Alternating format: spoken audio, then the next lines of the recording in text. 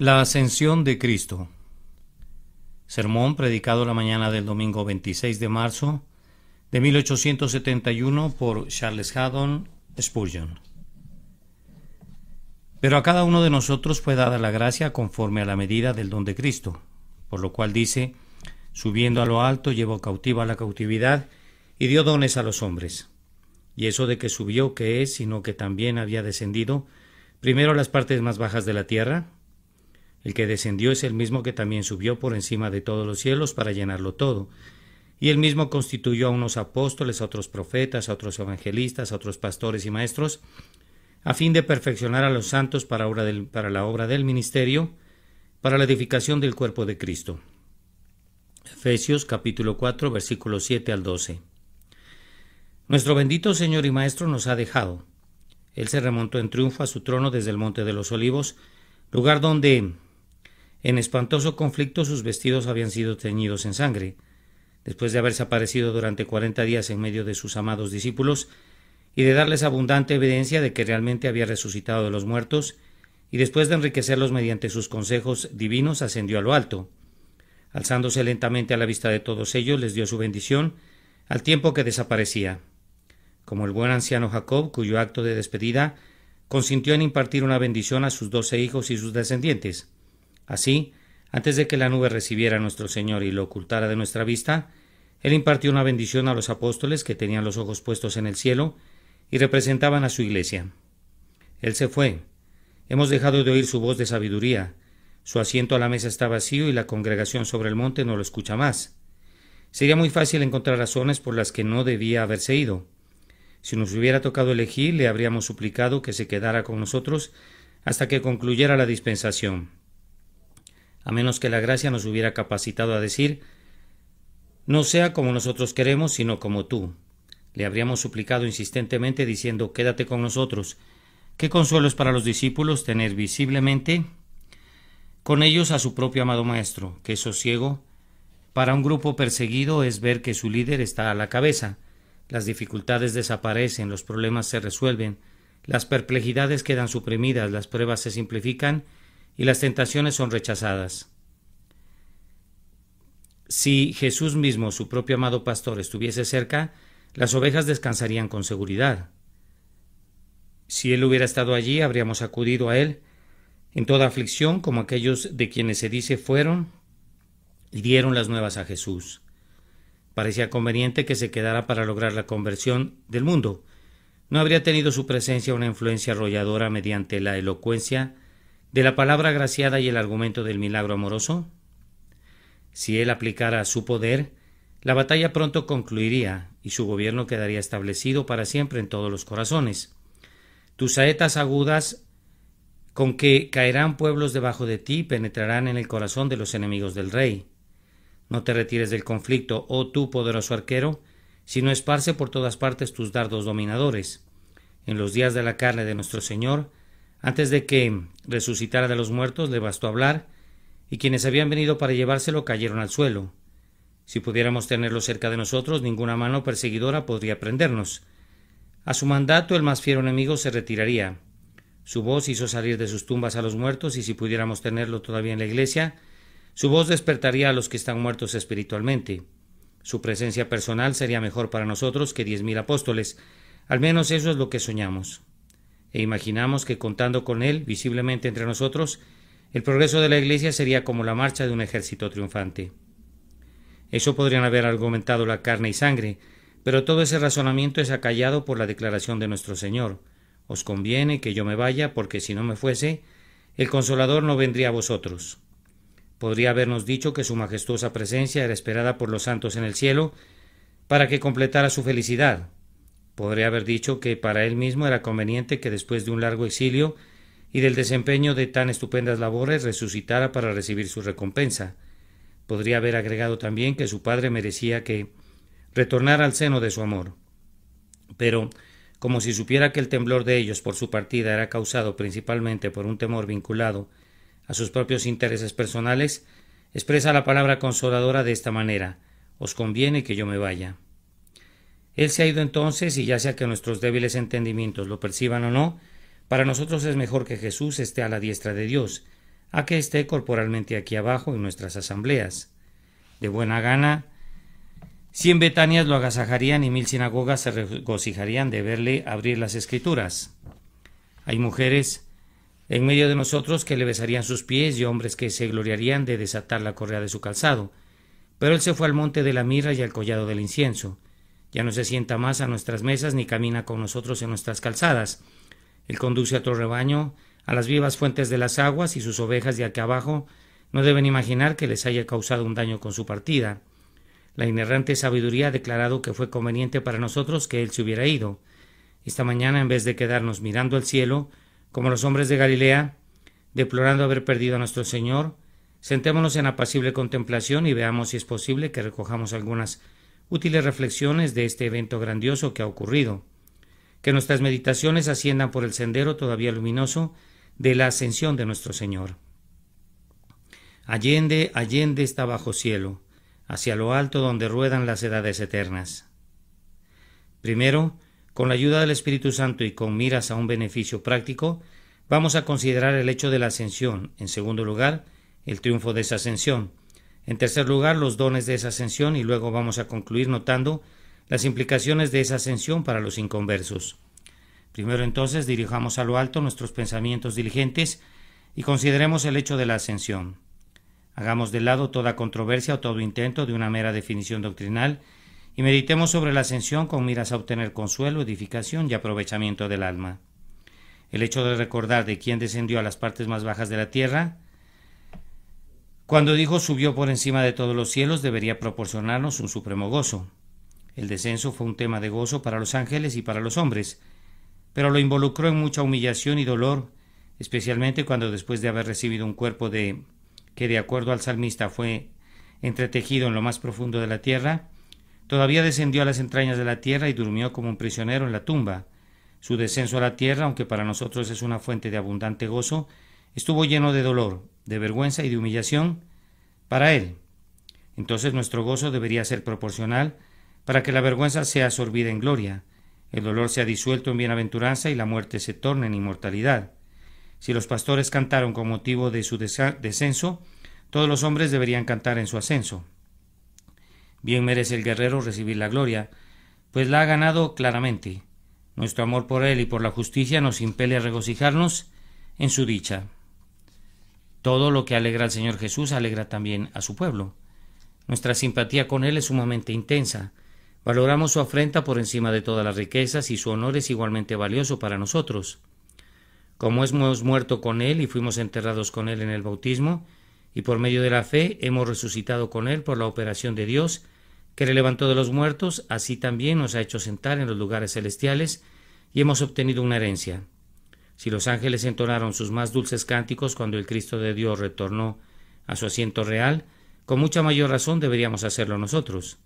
Esos seres celestiales solo tenían una ligera participación en los triunfos de aquel día, comparada con la nuestra, pues fue un hombre el que llevó cautiva a la cautividad, fue uno nacido de mujer el que regresó victorioso de Bosra.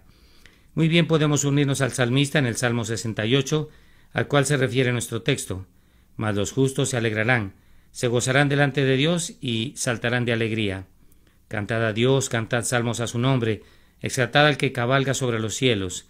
Jah es su nombre, alegraos delante de él. No era sino Cristo, hueso de nuestro hueso y carne de nuestra carne. Fue el segundo Adán quien se remontó a su gloria. Regocíjense no creyentes, como quienes aclaman la victoria y reparten despojos con los fuertes. Herida fue la cabeza de la serpiente, el infierno es vencido, muerta es la muerte, y en Cristo ha ascendido a lo alto, cautiva es la cautividad, concluida toda su obra y su guerra. Él a su cielo ascendió, y junto al trono de su Padre ahora intercede por los suyos. Canten los cielos, regocíjate, oh tierra, arpa angelical y voz humana, eleven en derredor suyo, en su gloria su alabanza, al Salvador que ascendió. Reflexionen adicionalmente que desde la hora en que nuestro Señor partió, este mundo ha perdido todos los encantos para nosotros. Si Él estuviera en el mundo, no habría ningún lugar en el universo que nos retuviera con lazos más firmes, pero como ascendió a lo alto, nos atrae hacia allá y nos desprende de la tierra. La flor ha desaparecido del jardín y el primer fruto maduro ha sido recogido. La corona de la tierra perdió su más refulgente joya. La estrella cesó en toda la noche. El rocío de la mañana se disipó y el sol se eclipsó al mediodía. Nos hemos enterado que algunas personas, cuando han perdido a un amigo o a un hijo muy querido, no volvieron a sonreír nunca, pues nada podía suplir ese terrible vacío. Para nosotros sería imposible que alguna aflicción nos trajera un dolor semejante, pues hemos aprendido a resignarnos a la voluntad de nuestro Padre. Pero el hecho de que Jesús, nuestro todo, al cielo se ha ido, ha sembrado un sentimiento parecido en nuestras almas. Este mundo no puede ser nunca nuestro reposo ahora, pues su poder de satisfacernos se ha esfumado. José ya no está más en Egipto y es tiempo de que Israel parta. No, tierra, mi tesoro no está aquí contigo, y no podrías retener mi corazón. Tú eres, oh Cristo, el rico tesoro de tu pueblo, y puesto que tú te has ido, los corazones de tu pueblo ascendieron contigo al cielo. De aquí brota la gran verdad, que establece que nuestra ciudadanía está en los cielos, de donde también esperamos al Salvador, al Señor Jesucristo. Hermanos, por cuanto Cristo se ha ido, nuestra vida está escondida con Él en Dios. Nuestra cabeza se ha ido a la tierra de gloria, y la vida de los miembros se encuentra allá. Puesto que la cabeza está ocupada en las cosas celestiales, los miembros del cuerpo no han de arrastrarse como esclavos ante las cosas terrenales. Si pues habéis resucitado con Cristo, buscad las cosas de arriba, donde está Cristo sentado a la diestra de Dios. Poned la mira en las cosas de arriba, no en las de la tierra. Nuestro esposo ha entrado en los palacios de mármol y mora en medio de sus hermanos. ¿No oímos que nos llama para que tengamos comunión con Él? ¿No oyen su voz? Levántate, oh amiga mía, hermosa mía, y ven. Aunque nuestros cuerpos se demoren todavía un poco aquí, nuestros espíritus han de caminar incluso ahora por las calles de oro y contemplar al Rey en su hermosura. Oh fieles almas, comiencen hoy la ocupación de los bienaventurados y alaben a Dios incluso mientras permanezcan todavía aquí abajo, y denle la honra, y si no fuera posible hacerlo siguiendo los mismos modos de servicio de los seres perfectos en lo alto, con todo háganlo con el mismo deleite sumiso. Nuestra ciudadanía está en los cielos. Oh, que ustedes y yo sepamos a plenitud lo que eso significa, que asumamos nuestros derechos de ciudadanos libres, que ejercitemos nuestros privilegios y ocupaciones como ciudadanos celestiales, que vivamos como quienes están vivos de entre los muertos, que han sido resucitados conjuntamente y que han sido hechos partícipes de su vida de resurrección. Puesto que el cabeza de familia está en la gloria, percibamos por fe cuán cerca estamos de él y con anticipación vivamos de sus gozos y en su poder. Así la ascensión de nuestro Señor nos recordará el cielo y nos enseñará la santidad, que es nuestra preparación para ir allá. Nuestro Señor Jesucristo no está ya con nosotros. Regresamos otra vez a ese pensamiento. No podemos hablarle al oído ni oír que su voz nos responda con esos amados acentos con los que habló a Tomás y a Felipe. Él no se sienta más en festines de amor con unos amigos amados, tales como María y Marta y Lázaro. Él ha partido fuera de este mundo y se ha ido con el Padre. ¿Y qué pasa entonces? Pues bien, Él nos ha enseñado con esto de manera muy clara que a partir de ese momento hemos de andar por la fe y no por vista. La presencia de Jesucristo en la tierra habría sido en gran medida un embargo perpetuo para la vida de la fe. Todos nosotros habríamos deseado ver al Redentor, pero dado que, como hombre, Él no hubiera podido ser omnipresente, sino que solo habría podido estar en un solo lugar en un momento dado, la ocupación de nuestra vida habría sido la de buscar los medios para realizar un viaje al lugar donde Él pudiera ser visto. O si Él mismo condescendiese a viajar a través de todas las tierras, nos habríamos abierto paso a fuerza a través de la muchedumbre para darle un festín a nuestros ojos viéndolo a Él, y nos habríamos envidiado los unos a los otros cuando le llegara el turno a cada quien para hablar familiarmente con Él. Gracias a Dios no tenemos ningún motivo de clamoreo o de contienda o de lucha en relación a la mera visión de Jesús según la carne, pues aunque fue visto una vez corporalmente por sus discípulos, ahora según la carne no lo conocemos más. Jesús no es visto más por ojos humanos, y eso está bien, pues la visión de la fe es salvadora, instructiva y transformadora, y la mera visión natural no lo es. Si Él hubiese estado aquí, habríamos considerado mucho más las cosas que son visibles, pero ahora nuestros corazones están ocupados con las cosas que no se ven, pero que son eternas. En este día no tenemos ningún sacerdote que pueda ser contemplado por los ojos, ni altar material, ni templo hecho con manos, ni ritos solemnes para satisfacer los sentidos. Hemos acabado con lo externo y nos regocijamos con lo interno. No adoramos al Padre en este monte ni en aquel otro, sino que adoramos a Dios, que es espíritu y en verdad. Nosotros nos sostenemos ahora como viéndolo a Él, que es invisible, a quien no habiéndolo visto amamos, en quien, aunque ahora no lo vemos, Sin embargo, creyendo nos regocijamos con gozo indecible y lleno de gloria. De la misma manera que caminamos hacia nuestro Señor, así también caminamos hacia todo lo que Él nos revela. Caminamos por fe, no por vista. Israel en el desierto, instruido por tipos y sombras, siempre fue propenso a la idolatría. Entre más esté presente lo visible en la religión, más dificultad habrá de alcanzar lo espiritual. Incluso se podría prescindir del bautismo y de la cena del Señor, si no hubieran sido ordenados por el propio Señor, puesto que la carne los convierte en una trampa y la superstición injerta en ellos la regeneración bautismal y la eficacia sacramental. La presencia de nuestro Señor se habría podido convertir en una dificultad para fe, aunque hubiera un placer para los sentidos. Su partida abre un campo claro para la fe, nos impulsa necesariamente a una vida espiritual, puesto que aquel que es la cabeza, el alma, el centro de nuestra fe, de nuestra esperanza y de nuestro amor, ya no está más dentro del rango del alcance de nuestros órganos corporales. La fe que necesita poner su dedo en el lugar de los clavos es una fe pobre, pero bienaventurado el que no vio y creyó. Depositamos nuestra confianza en un Salvador que no es visible y derivamos nuestro gozo de un Salvador que no es visible. Nuestra fe es ahora la certeza de lo que se espera y la convicción de lo que no se ve. Aprendamos bien esta lección y que nunca se nos tenga que decir «¿tan necios sois? Habiendo comenzado por el Espíritu, ahora vais a acabar por la carne». No intentemos nunca vivir por el sentimiento y la evidencia. Desterremos de nuestra alma todos los sueños de encontrar la perfección en la carne, e igualmente descartemos todos los antojos insaciables de señales y prodigios. No seamos como los hijos de Israel, que solo creían mientras veían las obras del Señor. Si nuestro amado se ha ocultado de nuestra vista, que oculte incluso todo lo demás, si así le agrada. Si Él solo se revela a nuestra fe, el ojo que es lo suficientemente bueno para verlo a Él es lo suficientemente bueno para ver todo lo demás, y nos contentaremos con ver sus bendiciones del pacto y todo lo restante, solo con un ojo de fe y nada más, hasta que llegue el tiempo cuando Él cambie nuestra fe por vista. Amados, consideremos adicionalmente cuán segura es nuestra eterna herencia, ahora que Jesús ha entrado en los lugares celestiales. Tenemos garantizado nuestro cielo, pues de hecho nuestro representante legal tiene ya la posesión, y él nunca puede ser desposeído de la herencia. La posesión ya es en sí prácticamente una buena garantía, pero bajo el Evangelio se afirma absolutamente nuestra pertenencia. Quien posee una bendición del pacto no la perderá nunca, pues el pacto no puede ser cambiado, ni sus dones pueden ser retirados. Somos herederos de la Canaán celestial por una posesión real y una escritura válida, pues nuestro representante legal, designado por la Corte Suprema de la Judicatura, ha entrado en posesión y en ocupación, de hecho, de las muchas mansiones de la casa del grandioso Padre. Él no ha tomado simplemente posesión, sino que está preparado todo para nuestra propia toma de posesión y nuestra eterna habitación.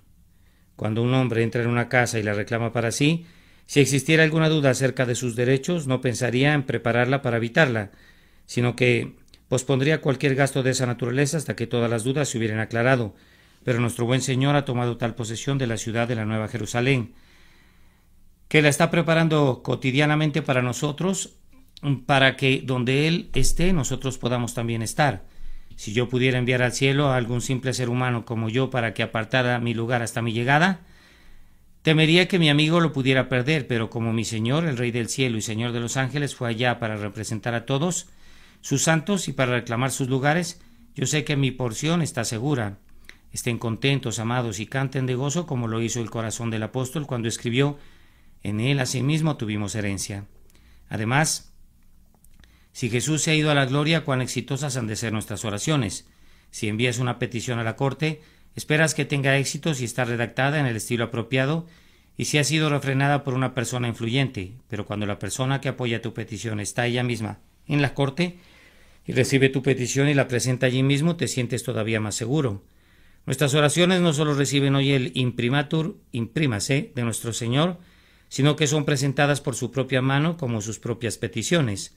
Por tanto, teniendo un gran sumo sacerdote que traspasó los cielos, Jesús, el Hijo de Dios, acerquémonos pues confiadamente al trono de la gracia, para alcanzar misericordia y hallar gracia para el oportuno socorro. Ninguna oración que Jesús presenta puede ser descartada sin ser oída. El caso por el que aboga está seguro. Mira a lo alto, alma mía, y con alegres ojos contempla dónde está el grandioso Redentor, el glorioso abogado en lo alto, con incienso precioso en sus manos. Él dulcifica cada humilde gemido y endosa cada oración entrecortada. Reclina tu esperanza solo en Él, cuyo poder y amor prohíben la desesperación. Aunque siento que este tema podría retenernos bastante, debemos dejarlo y debemos comentar adicionalmente que al considerar al Cristo que ascendió, nuestros corazones se enardecen con el pensamiento de que Él es un tipo de todo su pueblo. Así como Él estuvo en el mundo, así estamos también en este mundo. Y así como Él está ahora, así estaremos nosotros también. Para nosotros quedan también una resurrección y una ascensión. A menos que el Señor venga muy pronto, moriremos como Él murió, y el sepulcro recibirá nuestros cuerpos durante un tiempo. Hay para nosotros una tumba en un huerto, o un descanso en la cueva de Macpela de nuestros padres. Hay para nosotros mortajas y vendas. Sin embargo, igual que nuestro Señor, vamos a romper las coyundas de la muerte, pues no podemos ser retenidos por ellas. Hay una mañana de resurrección para nosotros, porque hubo una resurrección para Él. La muerte habría preferido retener a la cabeza que a los miembros. Una vez que son removidos las puertas de la prisión y los postes y las barras, y todos los cautivos quedan en libertad. Entonces, cuando el sonido de la trompeta del arcángel, resucitemos de entre los muertos. Ascenderemos también, pues no está escrito que seremos arrebatados juntamente con el Señor en el aire y así estaremos siempre con el Señor. Ten valor, hermano. Tú también tendrás que recorrer ese camino rutilante que Cristo ha recorrido y que conduce a los más altos cielos. El triunfo que Él disfrutó será tuyo a tu medida. Tú también llevarás cautiva la cautividad, y en medio de las aclamaciones de los ángeles escucharás el bien hecho del siempre bendito Padre y te sentarás con Jesús en su trono, así como Él ha vencido y se sienta con su Padre en su trono. Les he proporcionado más bien sugerencias para la meditación en vez de las propias meditaciones. Que el Espíritu Santo las bendiga para ustedes y que así como en la imaginación se sentaron en el monte de los olivos y contemplaron el claro firmamento, que así se abran los cielos para ustedes y como Esteban puedan ver al Hijo del Hombre a la diestra de Dios. Avancemos al segundo punto, que es el triunfo de la ascensión, y detengámonos en él muy brevemente.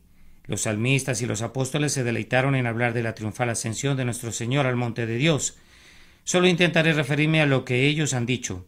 Traten de recordar cómo el salmista vio en visión la ascensión del Salvador, y en el Salmo 24 cómo describió a los ángeles diciendo: «Alzad, oh puertas, vuestras cabezas, y alzaos vosotras puertas eternas, y entrará el Rey de Gloria». ¿Quién es este Rey de Gloria? Jehová el fuerte y valiente, Jehová el poderoso en batalla. La escena es descrita con ricas imágenes poéticas del tipo más sublime, y nos enseña evidentemente que cuando nuestro Salvador se ocultó de la vista de los mortales, se unieron a él bandas de espíritus que le dieron la bienvenida con aclamaciones y le escoltaron con solemne suntuosidad en su entrada a la metrópolis del universo. Yo creo que la ilustración que ha sido utilizada usualmente es tan buena que no podríamos mejorarla. En la antigua Roma, cuando los generales y los reyes regresaban de la guerra, solían celebrar el triunfo. Cabalgaban con gran pompa a lo largo de las calles de la capital, portando los trofeos de sus guerras. Los habitantes se aglomeraban junto a las ventanas, llenaban las calles, abarrotaban los techos de las casas y lanzaban aclamaciones y guirnaldas de flores sobre el héroe vencedor cuando pasaba en su cabalgadura. Sin ser burdamente literal, podemos concebir algunas escenas como la que tuvo lugar durante el retorno de nuestro Señor a los asientos celestiales. El Salmo 68 va en el mismo sentido. Los carros de Dios se cuentan por veintenas de millares. El Señor viene del Sinaí a su santuario. Subiste a lo alto, cautivaste la cautividad, tomaste dones para los hombres y también para los rebeldes, para que habite entre ellos Jehová Dios. Así también el Salmo 47 dice: subió Dios con júbilo, Jehová con sonido de trompeta. Ángeles y espíritus glorificados saludaron a nuestro Adalid a su regreso y llevando cautiva la cautividad. Él asumió el trono de mediador en medio de aclamaciones universales y despojando a los principados y a las potestades los exhibió públicamente, triunfando sobre ellos en la cruz. La ascensión de nuestro Señor fue un triunfo sobre el mundo. Él lo recorrió, pero salió ileso de sus tentaciones. Había sido tentado a pecar de todas maneras, pero sus vestiduras permanecieron incólumes. No hay ni una sola tentación que no fuera probada en él. Las aljabas de la tierra fueron vaciadas contra él, pero las flechas rebotaron inofensivamente en su armadura de comprobada calidad. Le persiguieron implacablemente, lo hicieron sufrir todo lo que el cruel escarnio podría inventar, pero salió del horno sin que se le impregnara el olor del fuego. Soportó la muerte misma con un amor inextinguible y con un valor invencible. Venció soportándolo todo. Cuando resucitó estaba infinitamente más allá del alcance de ellos. Aunque no lo odiaron menos que antes, estuvo 40 días en medio de ellos y con todo nadie extendió su mano para arrestarlo. Se había mostrado abiertamente en diversos lugares y sin embargo ni un perro se atrevió a mover su lengua. En el aire claro por sobre las colinas de Salem, aquel que una vez fue tentado en el desierto miró desde lo alto a los reinos de la tierra que Satanás le había mostrado como el premio del pecado y los reservó como suyos por derecho de mérito. Él se levanta sobre todos, pues es superior a todos. Como el mundo no pudo mancillar su carácter con sus tentaciones, tampoco pudo tocar más su persona con su malicia. Él derrotó por completo a este presente siglo malo. Allí también llevó cautivo al pecado. El mal lo había asediado furiosamente, pero no pudo contaminarlo. El pecado fue colocado sobre él. Sus hombros soportaron el peso de la culpa humana hasta quedar aplastados, pero resucitó de los muertos, ascendió al cielo y demostró que se despojó de la carga y que la dejó enterrada en su sepulcro. Abolió los pecados de su pueblo. Su expiación fue tan eficaz que no quedó ningún pecado sobre él como fianza, y ciertamente no queda ningún pecado en aquellos cuyo lugar ocupó como su sustituto. Aunque el Redentor estuvo una vez en el lugar de los condenados, sufrió de tal manera el castigo que fue justificado, y su obra expiatoria está consumada para siempre. El pecado, hermanos míos, fue llevado cautivo, atado a las ruedas del carruaje de Emanuel, cuando ascendió. La muerte fue arrastrada en triunfo. La muerte lo había atado, pero él rompió cada grillete y ató a la muerte con sus propias ataduras. Vana es la piedra, la vigilancia, el sello. Cristo ha destruido las puertas del infierno. La muerte en vano prohíbe su salida. Cristo ha abierto el paraíso. Vive de nuevo nuestro glorioso Rey. ¿Dónde está, oh muerte, tu aguijón? Él murió para salvar a nuestras almas. ¿Dónde está tu victoria, sepulcro fanfarrón?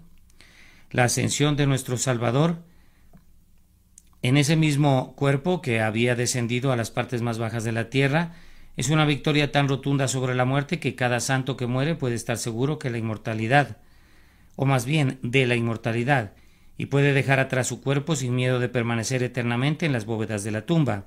Satanás fue también derrotado totalmente. Él pensó que había vencido a la simiente de la mujer cuando hirió su calcañar, pero he aquí, cuando el vencedor se remonta a lo alto, aplasta la cabeza del dragón bajo sus pies. ¿No ves los corceles celestiales al tiempo que arrastran el carro de guerra del príncipe de la casa de David hacia las colinas eternas? Se aproxima quien peleó contra el príncipe de las tinieblas. He aquí, lo ha atado con grillos de hierro. Vean cómo lo arrastra atado a las ruedas de su carro, en medio de la irrisión de todos aquellos espíritus puros que se mantuvieron o que mantuvieron su lealtad al todopoderoso Rey. Oh Satanás, tú fuiste derrotado entonces. Tú caíste del cielo como rayo cuando Cristo ascendió a su trono. Hermanos en Cristo, Cristo ha llevado cautivo todo lo que constituye nuestra cautividad. Él ha derrotado al mal moral y ha dominado virtualmente las dificultades y pruebas de esta vida mortal. No hay nada en el cielo, ni en la tierra, ni en el infierno que pudiera pensarse que esté en contra de los que quedamos ahora. Él ha suprimido todo eso, cumplió toda la ley, quitó su maldición, clavó a su cruz el escrito que había salido en contra nuestra, convirtió a todos nuestros enemigos en un espectáculo público. Cuánto gozo hay para nosotros en este triunfo, cuán grande bienaventuranza es tener una participación por el don de la fe en él. Ahora, tornamos a considerar los dones de la ascensión. Nuestro Señor ascendió a lo alto y dio dones a los hombres. ¿Cuáles eran esos dones que recibió Dios y que a su vez dio a los hombres? Nuestro texto afirma que subió para llenarlo todo. Yo no creo que esto aluda a su omnipresencia, pues en ese sentido Él llena todas las cosas, pero permítanme explicarles el significado del pasaje. Según lo entiendo por medio de una figura muy simple, Cristo descendió a las partes más bajas de la tierra, y con eso puso los cimientos del gran templo de alabanza de Dios. Él continuó trabajando en su vida y edificó las paredes de su templo. Luego ascendió a su trono y allí puso el coronamiento en medio de las aclamaciones. ¿Qué restaba entonces? Faltaba poblarlo de habitantes y de todas las cosas necesarias para su comodidad y perfección. Cristo ascendió a lo alto para hacerlo. En ese sentido, el don del Espíritu llena todas las cosas, llevando a los elegidos y proporcionando todo lo necesario para su completa salvación. Las bendiciones que nos llegan a través de la ascensión son para perfeccionar a los santos para la obra del ministerio, para la edificación del cuerpo de Cristo hasta que todos lleguemos a la unidad de la fe y del conocimiento del Hijo de Dios, a un varón perfecto, a la medida de la estatura de la plenitud de Cristo. Observen a continuación que estas colmadoras bendiciones de la ascensión son dadas a todos los santos. ¿Acaso no dice el primer versículo de nuestro texto: a cada uno de nosotros fue dada la gracia conforme a la medida del don de Cristo? El Espíritu Santo es la bendición especial de la ascensión, y el Espíritu Santo es dado en alguna medida a todas las personas verdaderamente regeneradas. Hermanos míos, Todos ustedes tienen alguna medida del Espíritu Santo. Algunos tienen más, algunos tienen menos, pero sin importar cuánto tengas del Espíritu Santo, esa medida te viene porque Cristo, cuando ascendió a lo alto, recibió dones para los hombres para que el Señor Dios pudiera morar entre ellos. Todo cristiano que tiene a su medida el don de Cristo está obligado a usarlo para el bien general, pues en un cuerpo ninguna articulación o miembro existe para sí mismo, sino para el bien de todo el cuerpo. Tú, hermano, ya sea que tengas mucha gracia o poca, de acuerdo a la obra eficaz realizada en ti, aporta tu parte para el crecimiento del cuerpo, para su edificación en amor. Asegúrate de considerar tus dones bajo esa luz. Reconoce que provienen de Cristo y luego úsalos para el fin para el cual los destinó. Pero el Espíritu Santo es dado con mayor abundancia a ciertas personas. Como resultado de la ascensión de Cristo al cielo, la Iglesia recibió apóstoles, hombres que fueron seleccionados porque habían visto personalmente al Salvador, un oficio que necesariamente desapareció y muy apropiadamente, porque el poder milagroso fue suprimido también. Los apóstoles fueron necesarios temporalmente y fueron dados por el Señor que ascendió como un legado preciado. Hubo también profetas en la Iglesia primitiva. Fueron necesarios como vínculo entre las glorias del Antiguo y del Nuevo Pacto, pero todo don profético provino del Espíritu a través de la ascensión a la gloria del Redentor. Todavía quedan entre nosotros ricos dones que me temo que no valoramos lo suficiente. Los más ricos dones de Dios entre los hombres son unos hombres de excelsa vocación, apartados para el ministerio del Evangelio. De nuestro Señor que ascendió vienen todos los verdaderos evangelistas. Estos son aquellos que predican el Evangelio en diversos lugares y encuentran que es poder de Dios para salvación.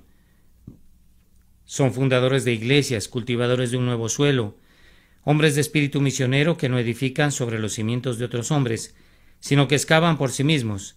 Necesitamos muchos portadores de las buenas nuevas para que la lleven donde el mensaje no ha sido escuchado todavía.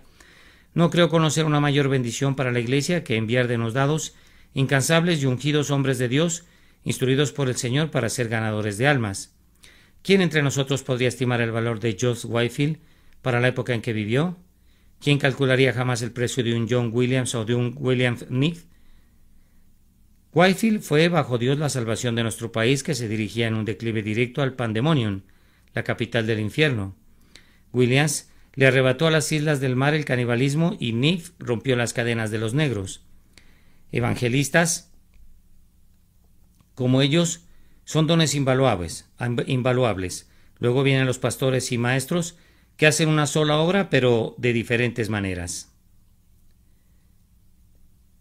Estos son enviados para alimentar al rebaño, permanecen en un lugar e instruyen a los convertidos que han sido recogidos. Ellos son también unos dones invaluables de la ascensión de Cristo. No a todos les es dado ser pastores, ni tampoco es necesario que lo sean, pues si todos fuesen pastores, ¿dónde estaría el rebaño? Permanecen en un lugar, instruyen a los convertidos que han sido escogidos. Ellos son también unos dones invaluables de la ascensión de Jesucristo. No a todos les es dado ser pastores, ni es necesario que lo sean, pues si todos fuesen pastores, ¿dónde estaría el rebaño? Aquellos a quienes es dada especialmente esta gracia son aptos para guiar e instruir al pueblo de Dios. Y ese liderazgo es muy necesario. ¿Qué sería de la Iglesia sin sus pastores? Que la contemplación de quienes han intentado prescindir de un pastor les sirva de advertencia a ustedes. Doquiera que haya pastores o evangelistas, están allí para el bien de la Iglesia de Dios. Ellos deben trabajar para ese fin y nunca para su propio beneficio. Su poder es un don que proviene de su Señor y debe ser usado de esa manera. El punto al que quiero llegar es este. Queridos amigos, puesto que todos nosotros como creyentes tenemos alguna medida del Espíritu, usémosla. Activen el don que hay en ustedes. No sean como aquel individuo que la parábola que solo tenía un talento y lo escondió en un pañuelo. Hermano, hermana, aunque solo seas la articulación menos conocida del cuerpo, no le robes al cuerpo por causa de la indolencia o del egoísmo. Antes bien, usa el don que posees para que el cuerpo de Cristo alcance su perfección. Con todo, si tú no tienes grandes dones personales, sirve a la Iglesia pidiéndole al Señor que ascendió que nos proporcione más evangelistas, pastores y maestros. Solo Él puede proporcionarlos. Todos los obreros que no vienen de Él son impostores. Hay algunas oraciones que no debes decir, hay otras que puedes decir, pero hay unas cuantas que debes decir. Hay una petición que Cristo nos ha indicado que debemos presentar y, sin embargo, Muy raras veces la oigo. Se trata de rogad pues al Señor de la mies que envíe obreros a su mies. Nosotros carecemos grandemente de evangelistas y pastores. No me refiero a que carezcamos de gente torpe que ocupa los púlpitos pero que vacía las bancas. Yo creo que el mercado ha sido suficientemente saturado durante muchos años en este sentido, pero carecemos de hombres que puedan sacudir el corazón, despertar la conciencia y edificar la iglesia. Los esparcidores de rebaños pueden ser encontrados por doquier, pero de los recogedores de rebaños, ¿cuántos tenemos? Un hombre de este tipo en este día es más precioso que el oro de Ofir. La reina puede nombrar a un obispo de la iglesia de Inglaterra, pero únicamente el Señor que ascendió puede enviar un obispo a la iglesia verdadera. El Señor no tiene nada que ver con prelados, papas, cardenales, vicarios, prebendas y dignidades catedralicias. No veo ni siquiera sus nombres en su palabra, pero el más pobre pastor ordenado por el Señor es un don de la ascensión a su gloria. En este momento deploramos que nuestros buenos hombres sean grises en el campo misionero. Duff, Moffat y gente como ellos están saliendo del escenario de la acción. ¿Dónde están sus sucesores? Casi estaba a punto de decir que el eco me responde. ¿Dónde? Necesitamos evangelistas para la India, para China, para todas las naciones de la tierra. Y aunque tenemos muchos padres piadosos entre nosotros que son instructores en la fe, con todos nuestros pastorados tenemos pocos hombres de eminencia que puedan ser mencionados como pertenecientes a la misma categoría de los grandes teólogos puritanos. Si el ministerio se volviera débil y enclenque entre nosotros, la Iglesia lo merece con creces, pues esta, que es la parte más importante de toda su organización, ha sido más descuidada que todo lo demás. Le doy gracias a Dios porque esta Iglesia no solo ha orado pidiendo ministros, sino que ha demostrado la sinceridad de su oración ayudando a los que Dios ha llamado, proveyéndoles el tiempo necesario y los recursos para que entiendan más perfectamente el camino de Dios. Hemos pensado que los dones de Cristo son lo suficientemente valiosos para nosotros para atesorarlos y utilizarlos. Nuestro colegio del pastor ha recibido hasta ahora y ha enviado en el nombre de Jesús a más de 200 ministros de la palabra. Miren a su alrededor y vean cuán pocas iglesias se preocupan por recibir los dones de la ascensión de Cristo y cuán pocos pastores animan a sus jóvenes a predicar.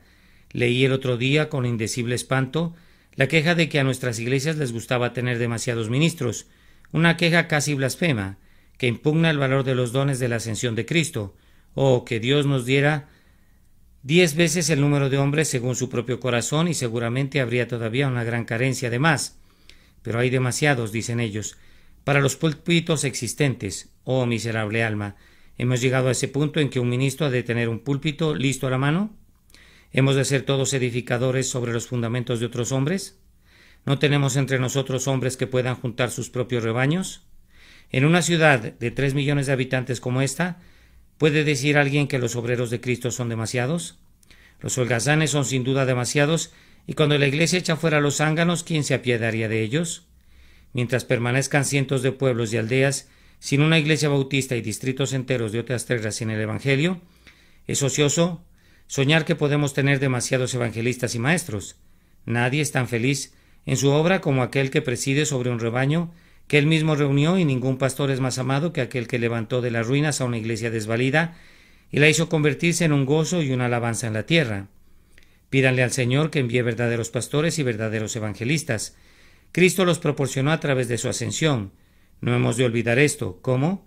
Habría de pensarse que las bendiciones de la crucifixión son dignas de ser poseídas, y que las bendiciones de la resurrección son dignas de ser recibidas, pero que las bendiciones de la ascensión han de ser consideradas con indiferencia o incluso con sospecha. No, valoremos los dones que Dios nos da por medio de su Hijo, y cuando nos envíe evangelistas y pastores, tratémoslos con un amoroso respeto. Honremos a Cristo en cada verdadero ministro. No veamos tanto al hombre, sino a su Señor en él. Atribuyamos todo el éxito evangélico al Salvador que ascendió. Miren a Cristo y esperen más obreros exitosos. Conforme vengan, recíbanlos de sus manos, y cuando vengan, trátelos amablemente como los dones suyos, y oren diariamente para que el Señor envíe a Sión poderosos adalides de la fe. Vamos a concluir notando la relevancia de la ascensión de nuestro Señor para los pecadores. Vamos a expresar solo unas cuantas palabras, pero que están llenas de consuelo.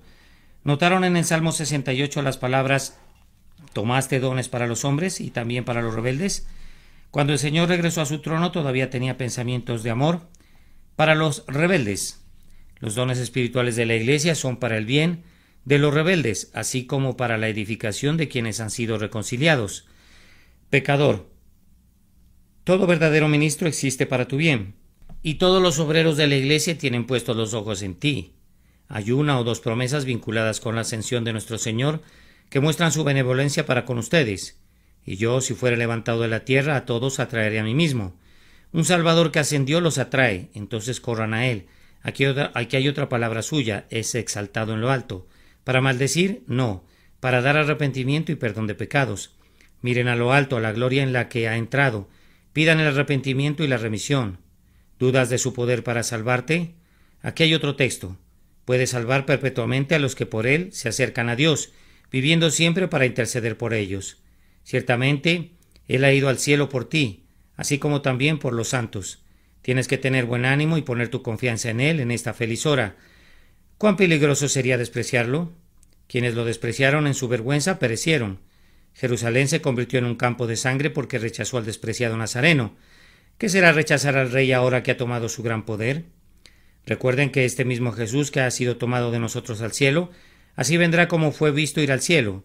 Su regreso es cierto, y el mandamiento para que acudan a su tribunal es igualmente cierto. Pero, ¿qué cuentas pueden dar si lo rechazan? Oh, vengan y confíen en él en este día. Sean reconciliados con él para que no se enoje y perezcáis en el camino, pues se inflama de pronto su ira. Que el Señor los bendiga y les conceda una participación en su ascensión. Amén y amén. La ascensión de Cristo. Sermón predicado la mañana del domingo 26 de marzo de 1871 por el reverendo Charles Haddon Spurgeon en el Tabernáculo Metropolitano, Newington, Londres.